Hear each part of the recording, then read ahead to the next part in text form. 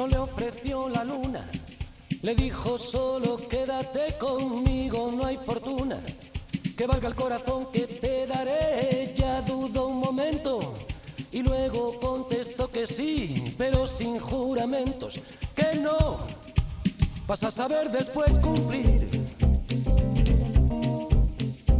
Y si de verdad me amas, no habrá casorio para que con dos en una cama.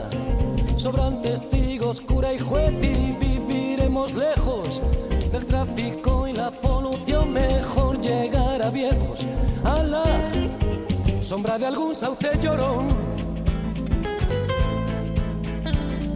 Le regaló un anillo de quita y pon que unen sin atar y levantó un castillo de arena fina junto al mar. Sus dos hijos dudaron entre el dinero y el saber. Llamaron al primero Caín y al Benjamín Abel. Lo leí, lo soñé, lo viví, lo inventé. Mi cuento de momento empieza bien. Está aquí Luis García Montero, que es el mejor.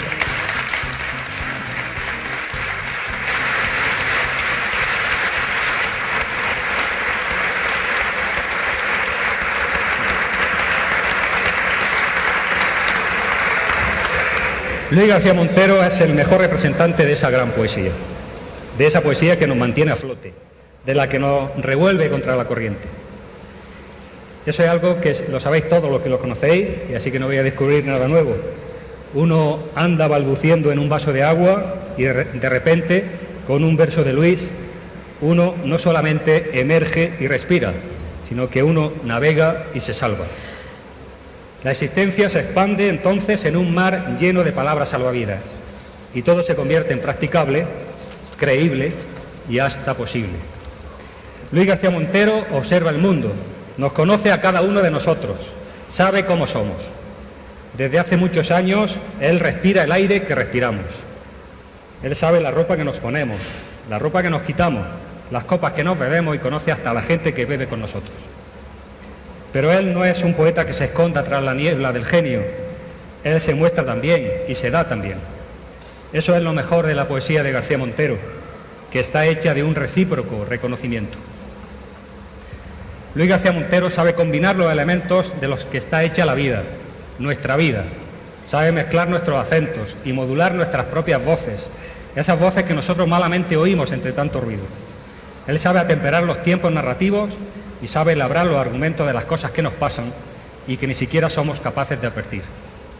Él pasa la yema de sus dedos por las esquirlas de nuestra fragilidad. Los materiales sobre los que se construye el universo poético de García Montero son la vida auténtica, la vida real de cada uno de nosotros, con todas sus angustias, pero también nuestros anhelos, lo que soñamos que somos. La poesía de García Montero sabe enlazar el texto y su contexto, es decir, el mundo que nos rodea, esta sociedad nuestra de ahora mismo, y también la más recóndita profundidad de los sentimientos. Estos materiales con los que Luis García Montero arma su poesía sujetan, como ninguna otra, la reflexión sobre el yo, el nosotros y el mismo sentido de la poesía. La obra de Luis García Montero, en suma, se sostiene en un equilibrio preciso entre las necesidades del alma, los pálpitos del corazón, las dudas de la razón, el compromiso social y la exigencia política. Él escribe: ya sé que no es eterna la poesía, pero sabe cambiar junto a nosotros. Es decir, la poesía de García Montero no aspira a trascender más allá de nosotros mismos, sencillamente aspira a quedarse en nosotros mismos. Como dirían dos grandes poetas ligados a este pueblo, unas veces en un no saber sabiendo, toda ciencia trascendiendo, y otras durando lo que duran dos peces de hielo en un whisky on the rocks. A fin de cuentas, las trascendencias son para los que las balbucen y las eternidades para los que se ahogan en vasos de agua. Como dice Benítez Reyes precisamente en su última novela, el patrón es sencillo, aplicable a la mar inmensa y por extensión a las cosas restantes del universo, incluidas las intangibles. Dejarse fascinar por todo sin caer en la ansiedad de pretenderlo ni poseerlo, de querer interpretarlo ni de procurar trascenderlo. Así que la vida consiste en eso, amigos, en dejarse fascinar por todo y no dejar ni sombra, ni rastro, ni resonancia, solo un destello de esa fascinación y, si acaso, una coma en el diario de navegación de la conciencia. Pues bien, si lo dice Luis, debe ser cierto. Nada es eterno y la poesía tampoco, pero hay muy pocas cosas en este mundo que conserven como la poesía ese deseo de acoplarse a los pliegues de nuestra camisa para siempre. La poesía vive en nosotros y sabe transformarse según el estado del mar de nuestra conciencia. Sabe hincharse y ahuecarse, lanzarse y resguardarse, crecer, envejecer, tal vez morir en nosotros y al mismo tiempo resucitar en los que vendrán a llorarnos. Así que no tengamos miedo de alejarnos más adentro, no tengamos miedo de hundirnos, porque tenemos la poesía, tenemos la literatura, tenemos los libros, tenemos las canciones, tenemos las historias, en fin, que nos salvarán de todos los naufragios. Invitación al regreso. Quien conozca los vientos, quien de la lejanía haga una voz donde guardar memoria, quien conozca la piel de su desnudo, como conoce el rastro de su nombre, y no le tenga miedo y le acompañe más allá del invierno encerrado en sus sílabas, quien todo lo decida sin la noche, de golpe, como un beso, que suba entre la niebla por el puente, que le roce los dedos a su propio vacío, que salga al mar, que pierda el temor de alejarse. Con todos ustedes, Luis García Montero.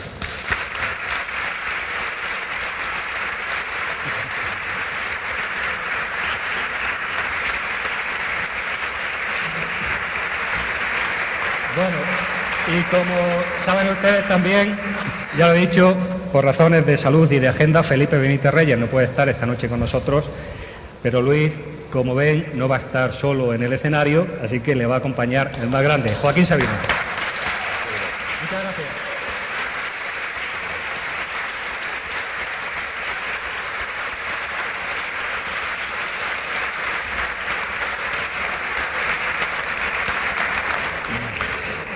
Si no recuerdo mal, creo que el año pasado, en este mismo lugar, expliqué que cada año yo quiero, de verdad, ir desapareciendo en la medida que no sé si llamarlo festival o congregación de feligreses de San Lorenzo, vaya creciendo.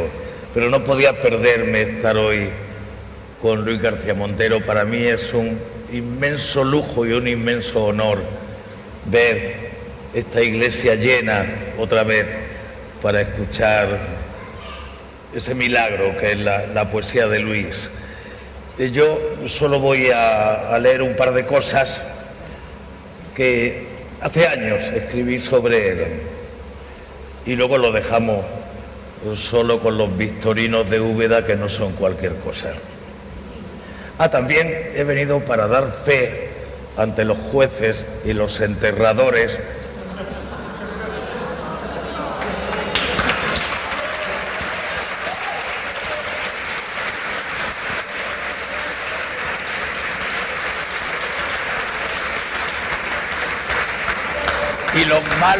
y los malos periodistas amarillos, que estoy bien vivo, que he pasado el verano en Rota y no en un palacio en Lima encima de un precipicio.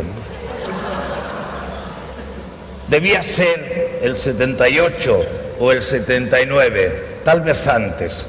Esto está escrito para presentar uno de los mejores libros de poesía de Luis, tan bueno como todos los anteriores y los posteriores, que se llamaba Vista Cansada. Debía ser el 78 o el 79, tal vez antes, tal vez después, cuando me tropecé con Luis en Granada.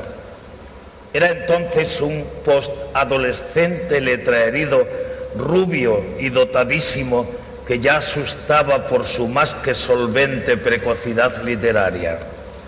Como decía su compadre Javier Egea, Quisquete para los amigos, no paraba de escribir luminosos poemas sobre tiempos y asuntos por su juventud, imposibles de haber vivido en primera persona. Luego, cuando lo conocí, ya supe que era un golfo desde muy joven.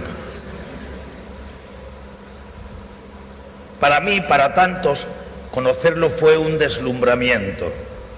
Han llovido 30 años desde entonces, ahora 40, y no ha dejado ni un solo día, quiero decir, ni una sola noche, de deslumbrarme como poeta ya hecho y derecho, iba a decir, aunque es izquierdo y bien unido, perdonen la tristeza, porque nos suben Granada, Rota, Madrid, Almudena, Arcángel González, Pepe Caballero, Chus Visor, Eduardo Mendicuti, Benjamín Prado, Miguel Ríos, Alfredo Brais, Javier Riollo y ahora Úbeda.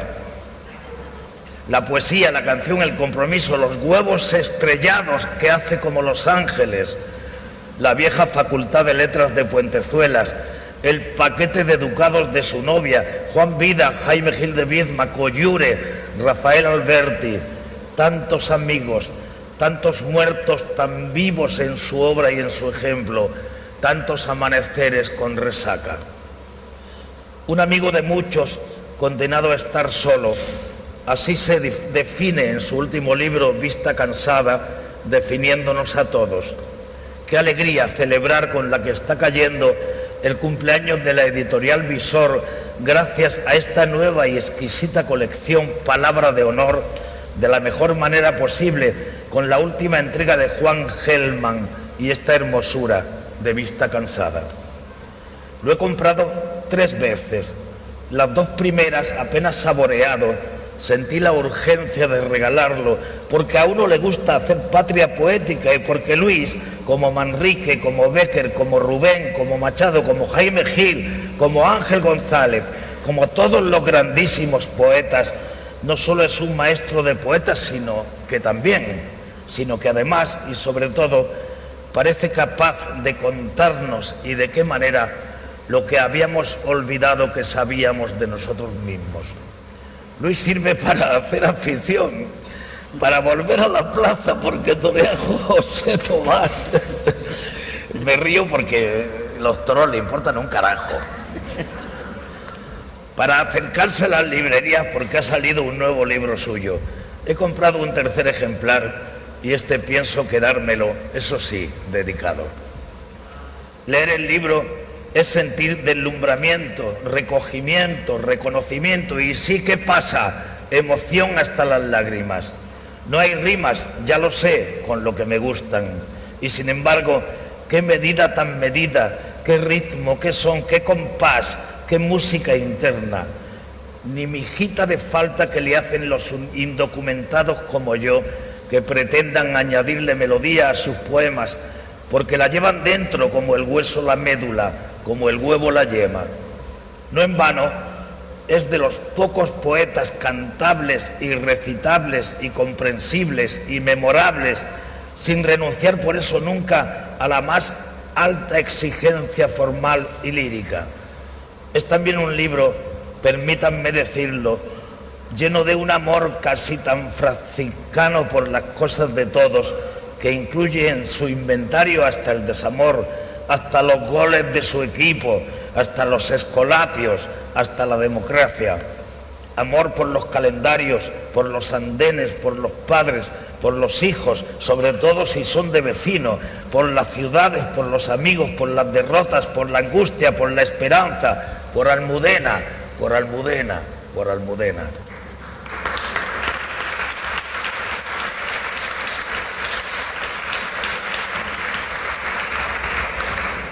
Y todo contado, quiero decir cantado, con el primor y el mimo de esa voz tan suya y tan limpia que le sube las persianas a la memoria y disfruta colocando en el altar mayor de la poesía unos viejos calcetines o unas gafas con los cristales rotos o el asiento roído de un taxi. Vista cansada, ojo de lince, diría yo, pupila solidaria y encendida, voz que llama a las cosas por su nombre más nuestro. Este libro es el mejor de García Montero, como todos los anteriores, porque su verso crece y crece sin oxidarse nunca. qué orgullosos estamos de abrazarlo y de leerlo los que nos quedamos tan cortos esperando tantísimo de él.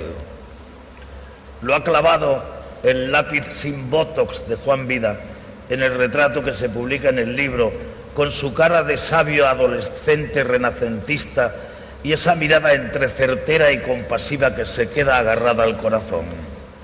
Bendito sea, porque si, como él dice, los años hablan mucho y mienten más que hablan, y si, como dice también en defensa de Rafael Alberti, los que han amado mucho no desmienten su amor con una mala boda, es urgente volver a pasear por nuestra infancia a través de su infancia, por nuestros primeros versos a través de sus versos, por nuestro primer amor a través de sus amores, por los desengaños, por las maldiciones, por las esquinas y las lluvias y las noches imposibles que tuvo mi Granada, su Granada.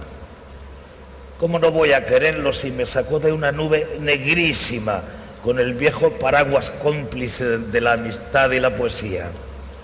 Los bares son la patria del que ha sido muy joven, dicen también en otro verso que debiera ser mío. Le ha tocado arrastrar a Luis, además, de hotel en hotel, de estación en estación, de antología en antología, la pesada maleta de ser cabeza y referente poético y generacional, eso que llaman crear escuela. Me refiero a la nueva sentimentalidad, la poesía de la experiencia y ese catálogo de etiquetas que entusiasman o enfurecen a los críticos y avinagran la vida a los postergados en el escalafón. Y lleva ese equipaje doy fe con una elegancia muy suya, nunca desprovista de una imprescindible, piadosa y saludable dosis de sorna. Él se lo ha buscado y al que no le guste que se joda. Como anda ya por los 40 y 10,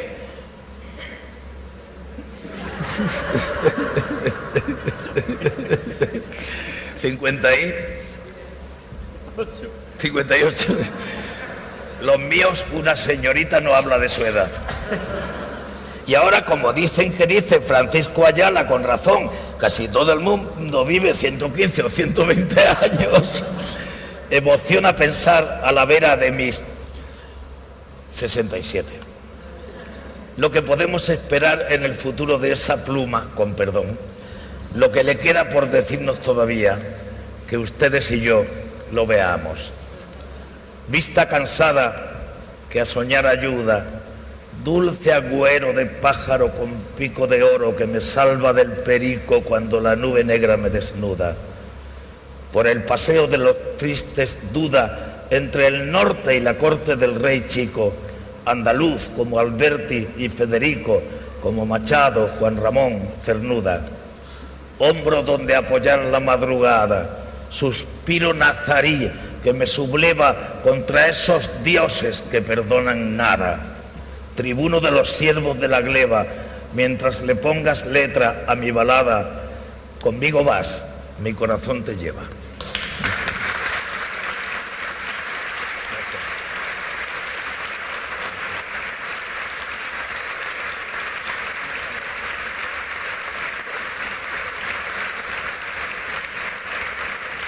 Muchas gracias. Que sepan que estoy cada vez en los últimos años más orgulloso de la gente de mi pueblo, así que ahora los dejo a solas para que disfruten con Luis.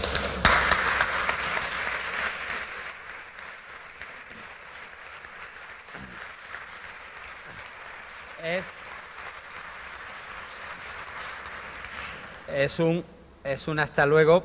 Yo voy a cumplir mi papel, por supuesto. Voy a leer una cosa que he escrito sobre Joaquín, algunos poemas que tienen que ver con Joaquín, pero me ha prometido que después vuelve, porque yo le he pedido que lea aquí algunas de las canciones en las que ha estado trabajando este verano y que van a componer su próximo disco. O sea que...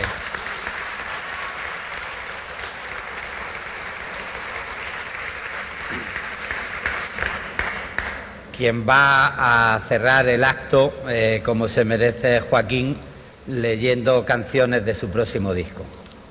Bueno, pues yo voy a empezar, como sabía que él iba a leer algún texto, yo voy a empezar leyendo un texto en el que he procurado pues recoger el espíritu de lo que significa para mí la figura de Joaquín y de lo que significa nuestra amistad. Quiero darle las gracias al colectivo Peor para el Sol, a Úbeda, a Jaén. Gracias, Toñi, Paco, de estar, la oportunidad de estar aquí en Úbeda, compartiendo con todos vosotros, con todas vosotras y con Joaquín esta noche. Compañero, ¿con qué intención introduce usted una mano en el país? Joaquín Sabina acaba de aterrizar en el aeropuerto de La Habana. En un anticuario de México había comprado la mano de madera de una talla barroca. Era el expresivo dolor mutilado de una virgen. Cuando el policía de la aduana registró el equipaje del cantante, quedó sorprendido ante un objeto tan imprevisible. ¿A qué conspiración respondía una mano en aquella maleta? La sorpresa se iba a multiplicar por 1000 si el burócrata de la vigilancia llegase a entrar alguna vez en la casa de Joaquín. Allí todas las aduanas han saltado por los aires. La casa de Joaquín, junto a la plaza madrileña de Tirso de Molina, es un desván en primera persona. Tallas de madera, manos, pies, monstruos de las más variadas civilizaciones, máscaras, peces y pájaros, cuadros, esculturas de cualquier tamaño, una mesa de billar, instrumentos musicales, sombreros, un traje de matador de toros. La verdad es que, en cuestión de ropa, lo único que no entra nunca en sus armarios es el atuendo deportivo. A la hora de desnudarse no conoce reglas estrictas. A la hora de vestirse, sí. Pablo Neruda cruzó el mundo y dejó en todas las ciudades de Oriente y Occidente una fama justa de caprichoso loco. Rafael Alberti contaba que más de una vez hubo que retrasar un viaje oficial del diplomático o del poeta porque el genio chileno necesitaba de pronto esperar al lunes por la mañana. Había descubierto cualquier capricho en un escaparate de sábado por la tarde y no estaba dispuesto a subirse en un avión hasta que los honrados comercios de la localidad abriesen sus puertas. Joaquín ha heredado el genio y la afición por las cosas de Pablo Neruda.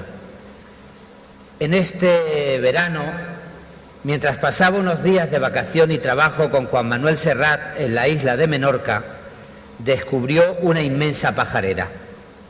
Iba a quedar de maravilla en el jardín de la Casa de Rota, a la playa de la bahía de Cádiz, en la que Joaquín y Jimena entretienen los veranos sin giras. No hubo más solución que comprar la pajarera y negociar el envío en barco porque las dimensiones hacían impracticables los avances de la aeronáutica. Los amigos discuten aún el precio y los daños de la operación. ¿Quién pagó más? Joan Manuel se encargó de la factura del capricho y del envío, pero es posible que la cuenta de teléfono pagada por Joaquín superase los costes porque estuvo un mes llamando todos los días para interesarse minuto a minuto por la pajarera. Las conversaciones con Joaquín empiezan por un inventario de las últimas cosas. Te enseña lo que acaba de conseguir con la misma urgencia que gasta para pedirle a Jimena que suba en una escalera martillo en mano y coloque una pintura o una fotografía recién capturada. Los amigos de Joaquín suelen apoyarse en las paredes de su casa o colgar de ellas. Y como todo tumulto corre el peligro de agravarse, la pasión literaria que arrastraba el cantante desde joven se convirtió un día en coleccionismo. La biblioteca empezó a romper sus costuras. Mira, me ha llegado esta primera edición del Ulises de Joyce. Mira, qué manuscrito de García Lorca. He conseguido este manuscrito en Montevideo. Mira, la colección completa de la revista Sur comprada en Buenos Aires o de Mito en Bogotá. La conversación literaria es vigilada por los 14 ojos de 7 gatos. Una noche entró en casa el primero y ya no hubo voluntad para decir basta. Una de las paradojas de la personalidad de Joaquín es que hace compatibles el horror al vacío el afán acumulador de su casa y la generosidad. Todo el que entra por una puerta sale con facilidad por otra en manos de un amigo. Como recuerdo de los años de bohemia y lucha por la vida, le queda el afán de comer en buenos restaurantes y de compartir todo lo que tiene con su pandilla. A veces se pasa de generoso y alimenta la avaricia de los buscones o la susceptibilidad de los honrados. Gabriel García Márquez tuvo que enfadarse con él después de salir a cenar 5 noches seguidas en México. Cada vez que sacaba la cartera para invitar, el camarero le anunciaba que el señor Sabina había pagado ya la cuenta. «Pero bueno», gritó García Márquez, ¿es que te crees que yo soy un muerto de hambre? Fue inolvidable la noche en la que apareció en mi casa, que es la suya, con Gabriel García Márquez. Nos lo trajo como un regalo de cumpleaños. Queríamos cantarle las mañanitas a mi mujer, Almudena Grandes, y habíamos preparado una fiesta de amigos. Joaquín llamó, anunció que Gabo había vuelto a España, que estaba en Madrid y que lo había invitado.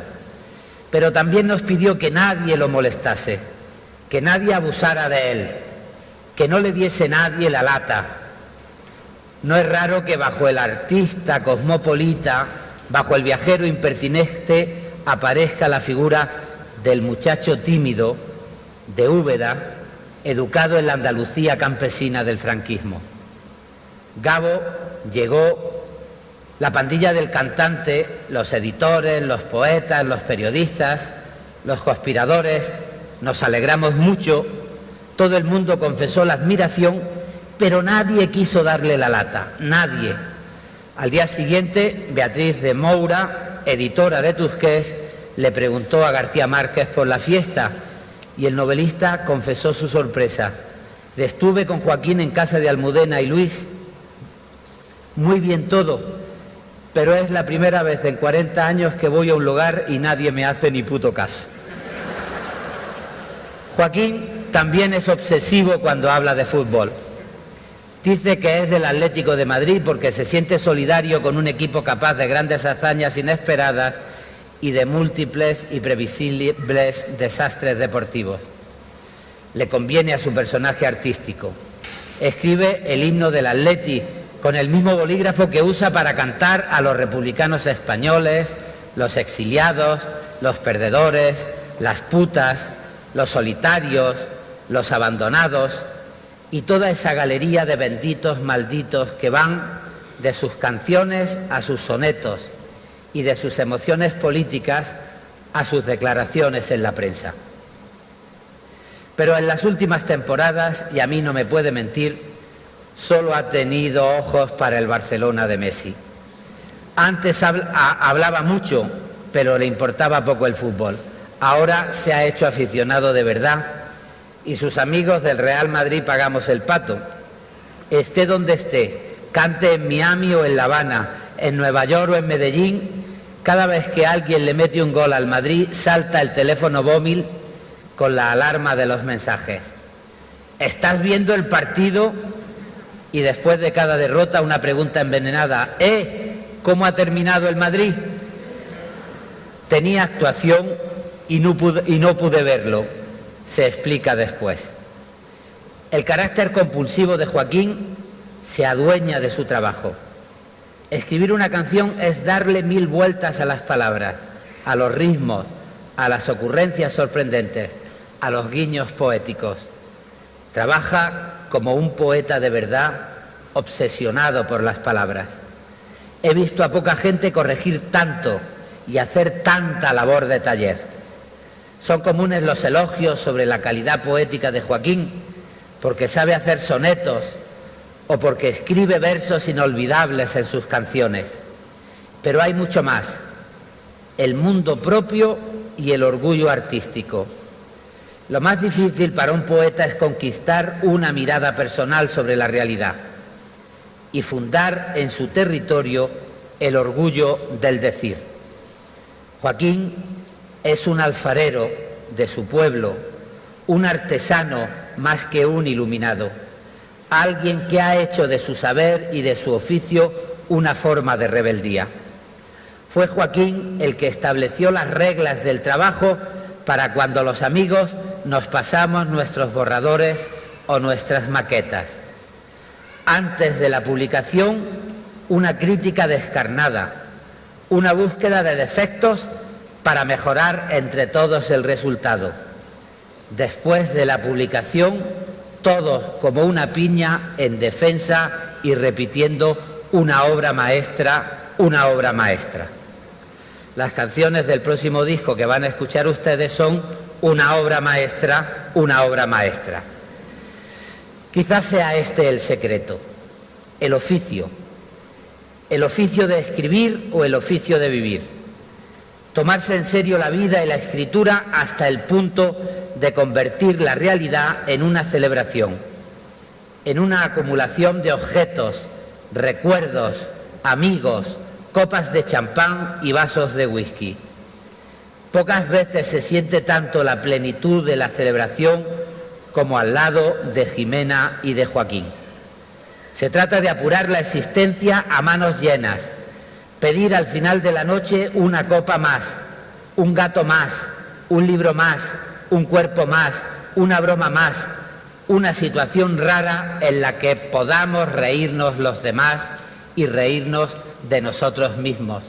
Somos partidarios de la felicidad. El muchacho de Úbeda se educó contra el franquismo, contra las iglesias, los dogmas y las autoridades represoras. Salió corriendo de ahí y no está dispuesto a parar. Señor policía aduanero, ¿sabe usted con qué intención introduzco una mano en su país?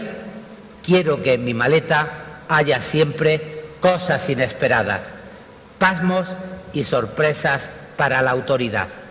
Repito, somos partidarios de la felicidad.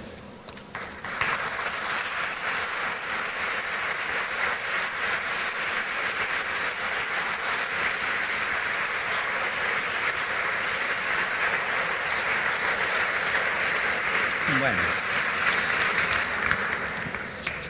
cuando tuve la suerte de preparar y prologar el libro de Joaquín, Ciento volando de 14, que fue un acontecimiento en la edición poética española, yo creo que es el libro de poesía en España que más ejemplares ha vendido en los últimos años, pues todas estas ideas que acabo de leer en prosa, intenté condensarlas en un soneto. Y voy a empezar la breve lectura que voy a hacer leyendo este soneto que se titula Montfrère y es una entrega en verso de homenaje a Joaquín. Vive 500 noches en un día, se disfraza de rayo y de pregunta, enciende al elegir con quién se junta la sombra de una mala compañía. No admite su mester de juglaría más balazo que el sol cuando despunta. Siempre pone un soneto donde apunta con el rifle de la melancolía. Por sus canciones cruzan las ciudades, las historias de amor, las soledades, los malditos de buenos sentimientos. Baudelaire con guitarra madrileña. Joaquín Sabina escribe lo que sueña en la rosa canalla de los vientos.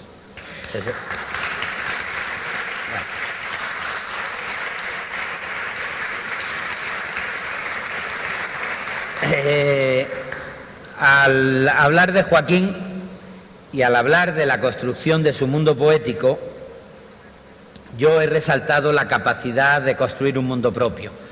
La gente se sorprendió mucho de la calidad de los sonetos, del conocimiento de la tradición clásica lírica que tenía Joaquín al publicar Ciento volando de 14. Los que lo conocemos desde hace tiempo no nos sorprendimos. En la Granada en la que yo me crié, Joaquín había formado parte de la pandilla de mis hermanos mayores.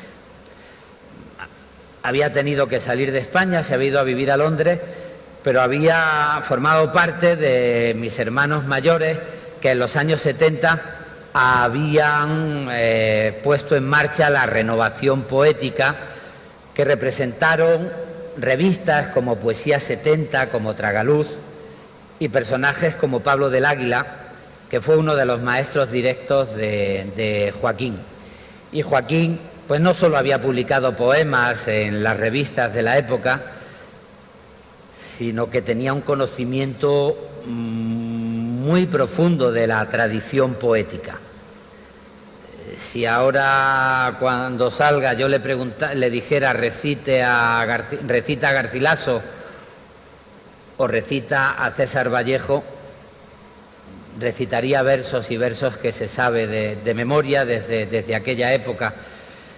Un conocimiento de la formación clásica que le viene de antes de Granada, porque en realidad Joaquín, aparte de ser hijo de un comisario de policía de Úbeda, don Jerónimo, es también hijo de un poeta de Úbeda que hacía sonetos, don Jerónimo, y con el que mantuvo una correspondencia en sonetos, de manera que sabíamos que conocía perfectamente la técnica. Pero es que la poesía no es una cuestión de técnica. Un poeta no es nada si es técnica. Tiene que contagiar. Es la mirada del poeta la que se hace libertad, impertinencia, mundo propio frente a todos los dogmas. Y esa es la verdadera calidad de la poesía de Joaquín.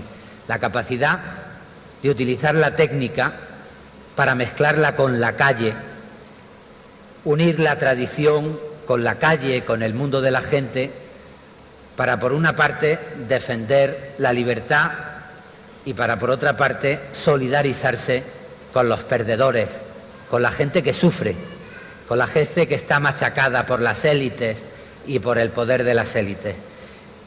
Y esa es la construcción del mundo poético de Joaquín, esa es su mirada de poeta, ¿no? Y en ese sentido, pues quiero leer un soneto de Joaquín que se titula Benditos Malditos y que tiene que ver con los 3 poemas que voy a leer yo para seguir con el programa de esta tertulia y para pedirle que salga a leernos las canciones que tiene inéditas de su próximo disco, en el que ha estado trabajando todo el verano. La prensa en este país es estupenda, ¿no? Aquí nos hemos acostumbrado a que la prensa diga lo que les dé la gana y reírnos, ¿no? Estábamos tomando whiskies y divirtiéndonos en Rota y se leía al día siguiente en La Razón que Joaquín Sabina estaba agonizando en Perú. Pero bueno, es lo mismo cuando leemos que tenemos que cargar como cosa razonable con un presidente como Mariano Rajoy, que tiene tela, ¿no?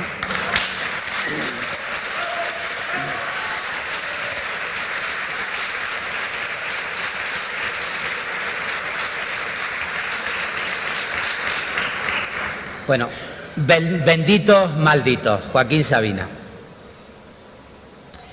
Benditas sean las bajas pasiones, que no se rajan cuando pintan sables, los labios que aprovechan los rincones más olvidados, más inolvidables. Bendito sea el libro de la calle, los viejecitos verdes con petaca, las medias con costuras, qué detalle, los quitapenas que dejan resaca, las marujitas que pierden al bingo, los descendientes de los animales, los miércoles con ropa de domingo, los adustos, los dandis insolventes, los justos que parecen subnormales, los iguales a mí, los diferentes.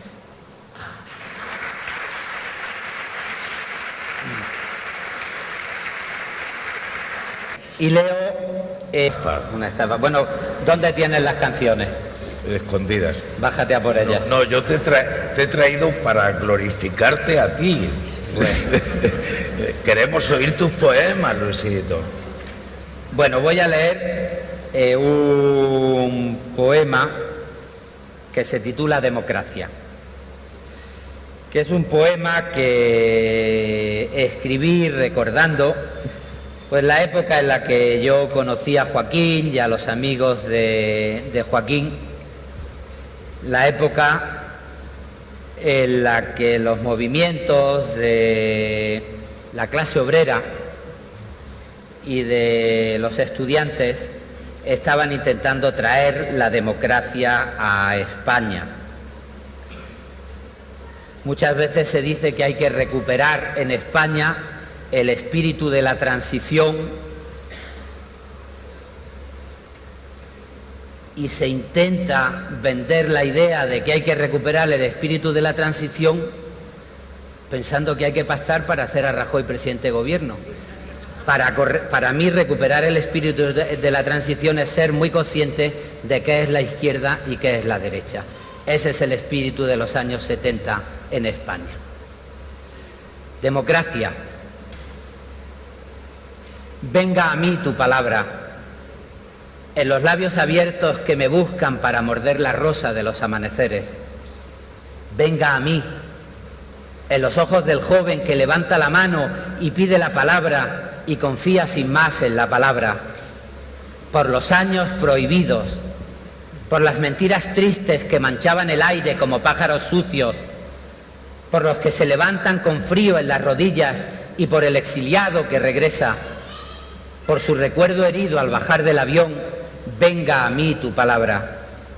A mí, que quise hacerme hoy en primera persona del futuro perfecto con un libro de amor en el bolsillo.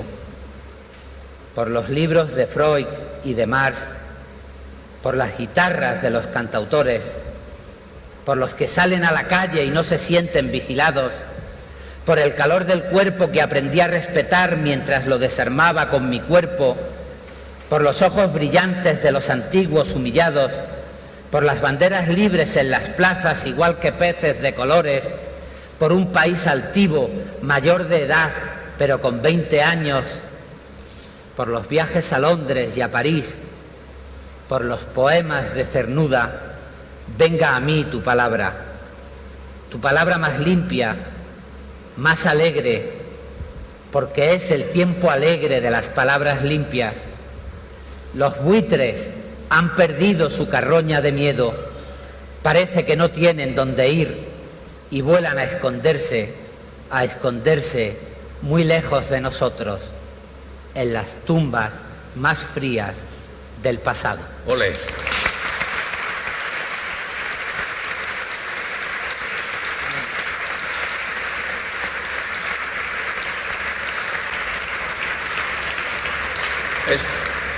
Es posible que sea por la triste vejez, pero yo esta noche estoy bastante emocionado, ya lo estuve el año pasado, porque yo no esperaba a estas alturas estas cosas de mi pueblo, así que quiero recordar que todo esto se le debe a un grupo ejemplar y apostólico de Úbeda que se llama Colectivo Peor para el Sol.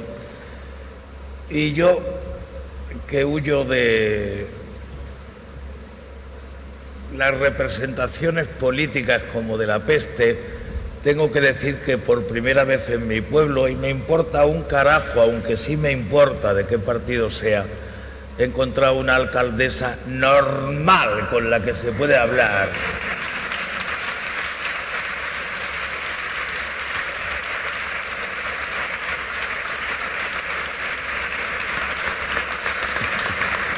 Yo no creo que la poesía no sea eterna.